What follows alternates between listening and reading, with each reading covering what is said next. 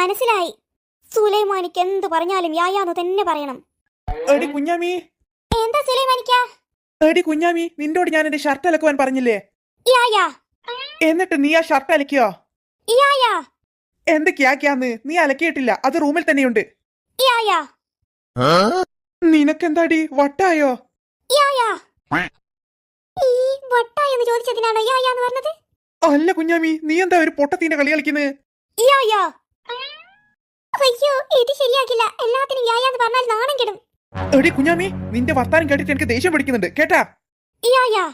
ഓ, ഞാനൊന്ന് പൊട്ടിച്ചങ്ങ് തരും. യായാ. ഓ യായാ. ഓ, സുലൈമാനിക്ക, എന്റെ മൂക്ക് പൊട്ടി. അയ്യോ. കുറെ സമയമായി അവൾ യാന്ന് പറയുന്നു. ഇനി അയ്യോ അയ്യോ എന്ന് പറഞ്ഞ